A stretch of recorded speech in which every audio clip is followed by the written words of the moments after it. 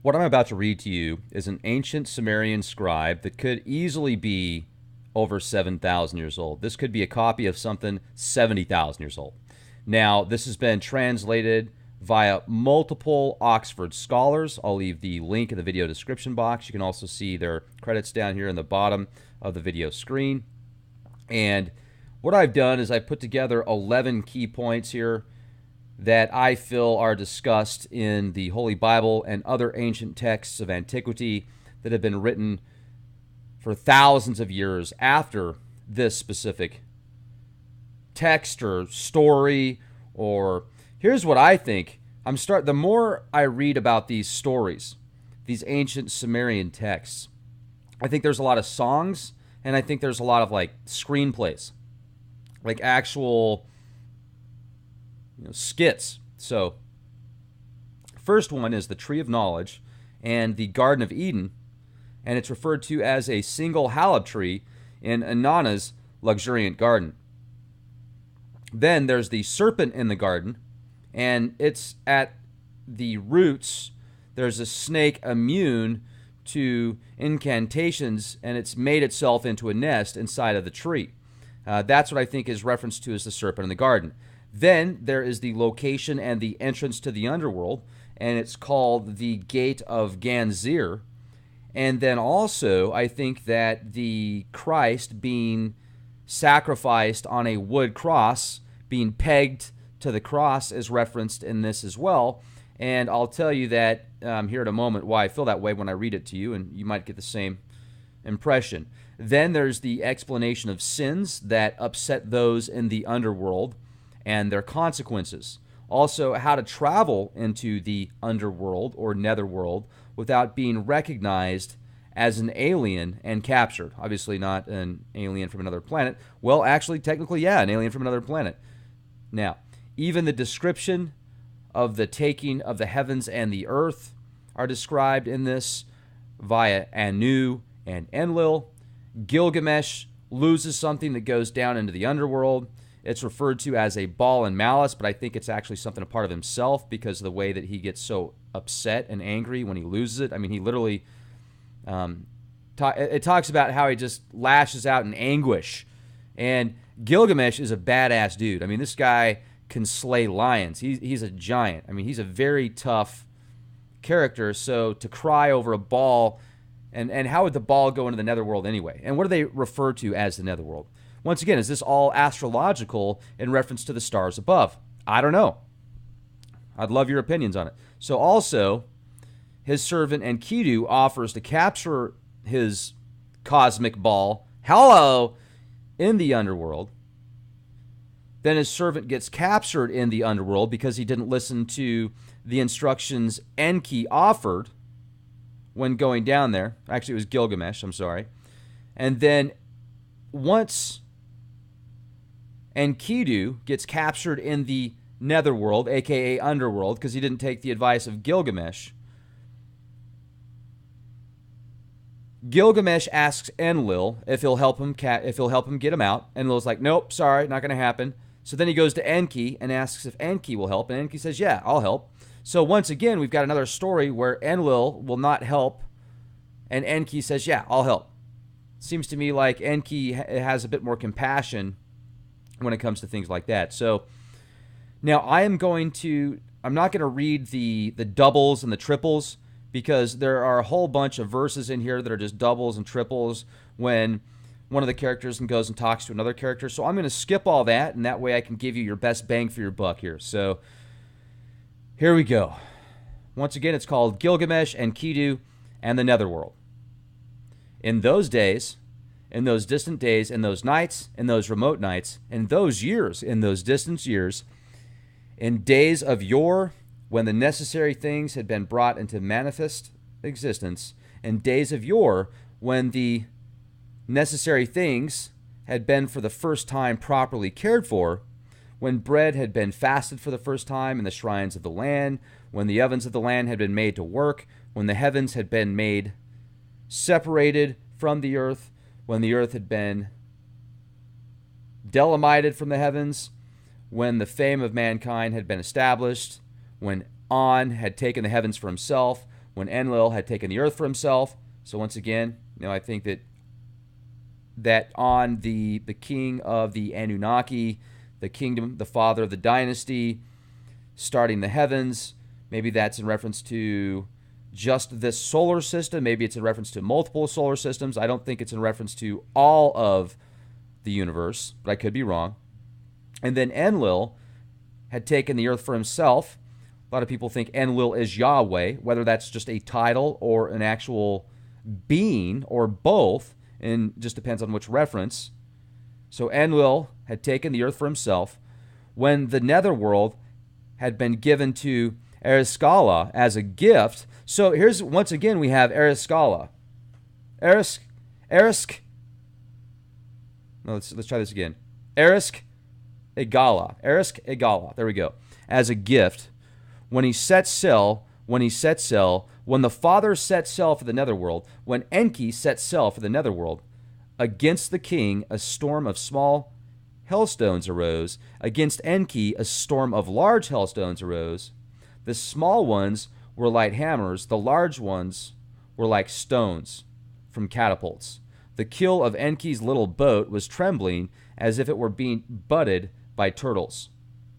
The waves at the bow of the boat rose to devour the king like wolves, and the waves at the stern of the boat were attacking Enki like a lion.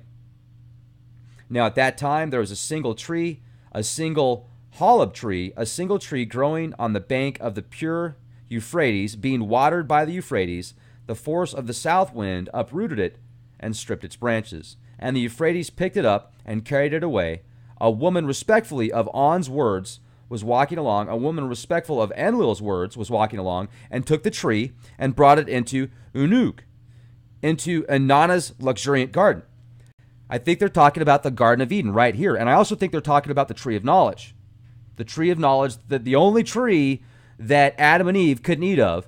They could eat any trees, but they couldn't have knowledge. I mean, come on now, really? Anyway, and now I'm going to get into the serpent in a minute too, because the serpent is inside of this tree. I'm telling you guys, what's your take? I'm not telling you guys, I hate to say that term, but I feel like this is the description of the serpent in the garden. I feel like this is the garden. I feel like this is the tree of knowledge. So here we go. The woman planted the tree with her feet, but not with her hands. The woman watered it using her feet, but not her hands. She said, well, that's kind of interesting.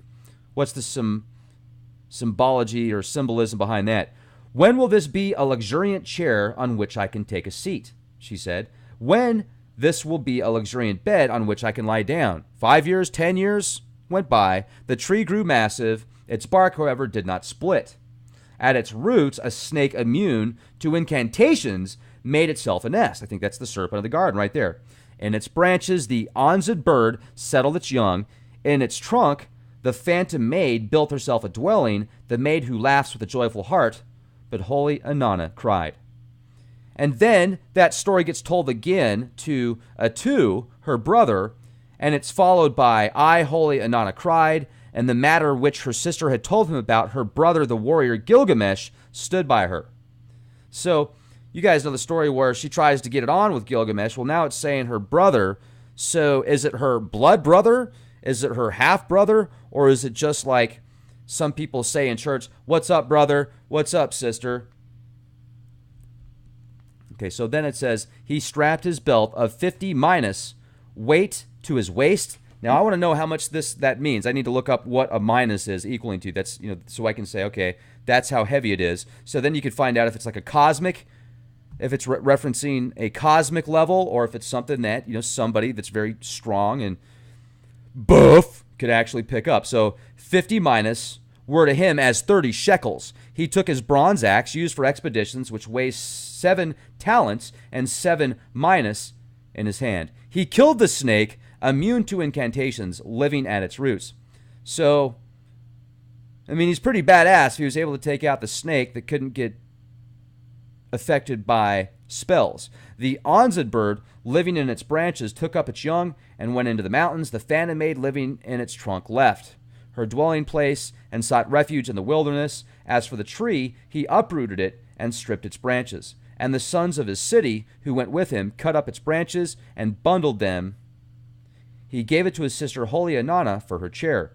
He gave it to her for her bed. As for himself, from its roots, he manufactured his ball, the holy ball, the cosmic. I don't know, it's got some kind of energy there. I don't know what it is, but is it like, it's from the roots of this great tree. It's from the roots of the tree of knowledge in the Garden of Eden, the luxurious Garden of Inanna. I'm telling you guys, once again, I'm not telling you, but I totally feel like this is the Garden of Eden here. So what is this that he creates from the roots of the tree of life? Then he plays with the ball in the broad square, never wanting to stop playing it, and he praised himself in the broad square, never wanting to stop praising himself. So he gets bold, he starts getting boastful.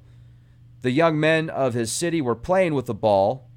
For him who made the team of the widows, children, there's something blank there, they lamented. They lamented. Is it lamented or lamented? Doesn't matter. Potato, potato. Oh, my neck, oh, my hips. For those that had a mother, the mother brought bread for her son. For those that had a sister, the sister poured water for her brother.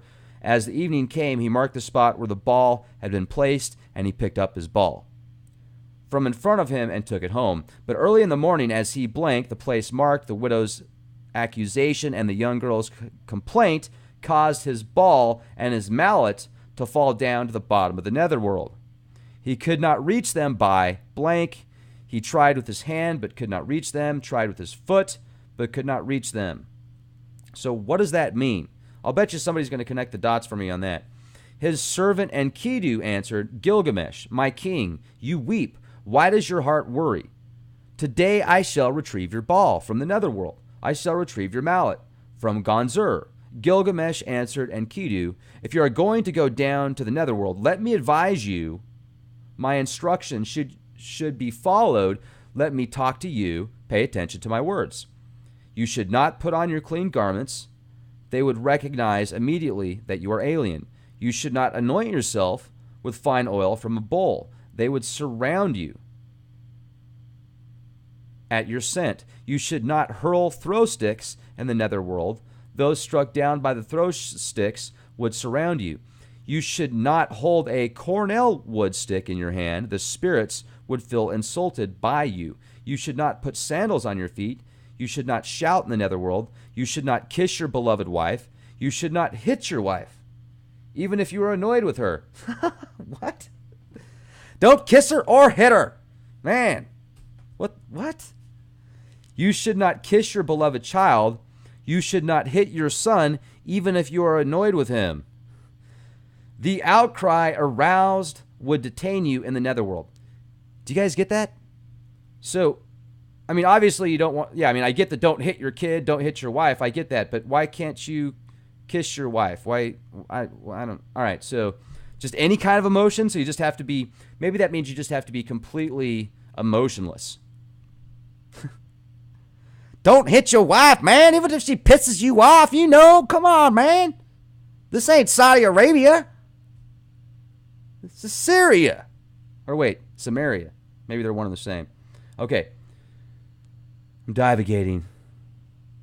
She who lies there, Nanazu's mother who lies there, her pure shoulders are not covered with a garment, and no linen is spread over her pure breast. She has fingers like a pickaxe. She plucks her hair out like leeks. Wow, talk about, I'm not going to go there. And Enkidu, however, did not heed not his master's words. He put on his clean garments, and they recognized that he was alien. He anointed himself with fine oil from a bowl, and they surrounded him at its scent. He hurled throw sticks in the netherworld, and those struck down by the throw sticks surrounded him. He held a cornel wood stick in his hand, and the spirits felt insulted by him. He put sandals on his feet. He caused irritation in the netherworld. He kissed his beloved wife and hit his beloved wife when he's annoyed with her. Man, he kissed his beloved child and hit his son when he was annoyed with him. You ever heard of, like, grounding? No, I'm just kidding, man. Grounding doesn't work either, but I think there's better options here. He aroused an outcry and was detained in the netherworld. Just take away his Nintendo, man. Right? That'll work. Sure. Okay, so the warrior Gilgamesh, son of Ninsumun, directed his steps on his own to Ekur, the temple of Enlil. He cried before Enlil, Father Enlil, my ball fell down into the netherworld. My mallet fell down into Gonzur. And Kidu went down to retrieve them, but the netherworld has seized him. Namtar did not seize him. The Asag did not seize him, but the netherworld has seized him. The Udug demon of Nergal, who spares nobody, did not seize him, but the netherworld has seized him. He did not fall in battle on the field of manhood, but the netherworld has seized him. Father Enlil did not stand by him in the manor, so he went to Eridu. So, once again, Enlil's like, no way, I'm busy. Not having it. So, then in Eridu, he directed his steps on his own to the temple of Enki. He cried before Enki, Father Enki, my ball fell down into the netherworld. My mallet fell down into Ganzir, and Kidu went down to retrieve them, but the netherworld has seized him. Same, Father. Enki did stand by him in this manner. He said to the young warrior, Utu, the son born by Ningal, open a hole in the netherworld immediately, and then bring us up his servant from the netherworld. He opened a hole in the netherworld and brought up his servant with his breeze from the netherworld. They hugged and kissed. Oh, they're all happy. They wearied each other with questions. Did you see the order of the netherworld? If only you would tell me, my friend, if only you would tell me. If I tell you the order of the netherworld, sit down and weep. I shall sit down and weep.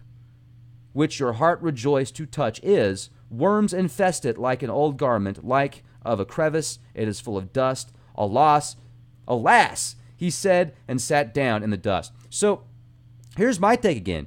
Are they like going into the center of the world? I mean, what is there something more to this being inside of the earth? Like, is that like the mineral kingdom where we go to as we're recycled into a higher self sometimes? Is there a technological aspect to it? Is it in reference to a different part of the solar system? What is it? So here's where I feel like they're referencing Jesus being pegged to the wooden cross. Did you see him who had one son? I saw him. How does he fare? He weeps bitterly at the wooden peg which was driven into his wall. Did you see him who had two sons? I saw him. How does he fare? He sits on a couple of bricks eating bread. Bread given as the Eucharist in the sacrament. You've got the bread that's given in representation as Jesus' flesh. Did you see him who had three sons? I saw him. How does he fare? He drinks water from a saddle water skin. You drink water. If you go to a Mormon church, you drink water, and they have this little thing of water and a little piece of white bread that you have that represents the sacrament. Now, if you are Catholic, they give you wine and bread, that little unleavened bread, right? And other churches do different things. Some apple juice, some wine. Some Lutheran churches do wine, and other Christian churches. But so the three steps there, I see drinking water from a saddle water skin. Could that be a representation of the blood? And did you see him who had four sons? I saw him. How does he fare? His heart rejoices like a man who has four asses to yoke. I don't have a connection there. Did you see him who had five sons? I saw him. How does he fare? Like a good scribe, he enters the palace easily. Did you see him who had six sons? I saw him. How does he fare? He is as cheerful as a plowman. Did you see him who had seven sons? I saw him. How does he fare? As a companion of the gods, he sits on a throne and listens to judgments. So, it seems like the higher up it went, the better off the person was. And the seven, that magic number 7 again, is coming into my mind. And I've heard before that 777 is representation of God. And also, what about the girdle recently that was protected by the 7 the 7 powers, the 7 chakras. Some people speculate that the Anunnaki come from a system of 7 planets. So these are all just things that I'm asking, and maybe you guys have the answers for. Did you see the palace eunuch? I saw him. How does he fare? Like a useless alala stick, he is propped in a corner. Did you see the woman who gave birth? I saw her. How does she fare? Like a pot, she is thrown away violently. She gives no man joy. Did you see the young man who never undressed his wife? I saw him. How does he fare? You finish a rope, and he weeps over the rope. Did you see the young woman who never undresses her husband? I saw her. How does she fare? You finish a reed mat, and she weeps over the reed mat. Did you see him who had no heir? I saw him. How did he fare? Like him who bricks, he eats bread. Saw him. How does he fare? There's some blanks in there. Then, did you see his food is set apart, his water is set apart. He eats the food offered to him. He drinks the water offered to him. Did you see him who was eaten by a lion? He cries bitterly, oh, my hands, oh, my legs. Did you see him who fell down from the roof? They cannot. His bones. Did you see the leprous man? He twitches like an ox as the worms eat at him. Did you see him who fell in battle? I saw him. How does he fare? His father and mother are not there to hold his head, and his wife weeps. Did you see the spirit of him who has no funerary offerings? I saw him. How does he fare? He eats the scraps and the crumbs tossed out in the street. Did you see him hit by a ship's board? How does he fare? Alas, my mother, the man cries to her as he pulls out the ship's board. He blank crossbeam blank crumbs. Did you see my little stillborn children who never knew existence? I saw them. How did they fare? They play at a table of gold and silver, laden with honey and ghee. Did you see him who died? I saw him. How does he fare? He lies on a bed of the gods. Did you see him who was set on fire? I did not see him. His spirit is not about. His smoke went up to the sky. So that's the end of the Gilgamesh and Enkidu and the Netherworld. And I think that the more of these that I read, the more dots are being connected on some of the similarities that these stories bring about, whether or not they're within a several hundred-year period of time or not. And, you know, you've got some of the same players, and the same locations, and even the same, it seems like a screenplay almost. So are these like old screenplays? Are these old stories that were told in plays? Because I think that would describe it best. Now, that doesn't mean they're not real. You know, that would mean that they're most likely a lot older and predate these texts that are at least 7,000 years old. These things could be 70,000 years old. They could be 7 million years old. We don't know because we weren't there. And all we can do is go off of what science tells us, and science rewrites itself so often. History rewrites itself so often. So I would really like to get your take on this specific story. I feel this is one of the more important Sumerian texts that have been read here on Leak Project. Make sure to support our sponsors, GetTheT.com, Quick Bivvy. I will leave links in the video description box. One of these quick bivvies could literally save your life if you get in a situation where you need to stay warm. They fit in the palm of your hand. They're cheap. You can give them out as gifts. You can put them in your bug-out bag. You can put them in your camper bag, under your car seat. You can put them in your glove box. You can put them just about anywhere, and GetTheT.com has some of the best health supplements that I have come across. I take this stuff called colostrum. It is amazing. It helps my food digest better. I have more energy. They've got these really good tablets called D365 tabs and this really good detox tea. They've got quality products for immune support. So definitely worth at least taking a look at. Go to GetTheT.com, check them out. If you do purchase from GetTheT.com, let them know you heard about them through Leak Project, and make sure to become a premium member at LeakProject.com to get access to exclusive content only available for premium members. Thank you for being here with me. Be the change you want to see, and be excellent to each other.